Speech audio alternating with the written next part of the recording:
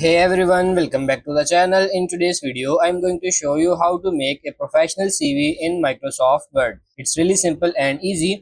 First of all, just open your Google and search for this Microsoft Word CV template. And you will see lot of here. You have to tap on this one, the official Microsoft website, and you will see lot of templates here. As you can see, they are all professional templates. You can use any one of them. Now let's say we want to choose this one here, and then you can download this and you can customize in Word as well.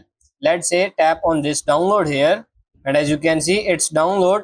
Now if you open it up, you will see this kind of interface. Tap on this enable editing, and now here you can change the name, you can change the description, and you can change everything according to you. You can enter your credentials and your data, and your professional CV now is ready.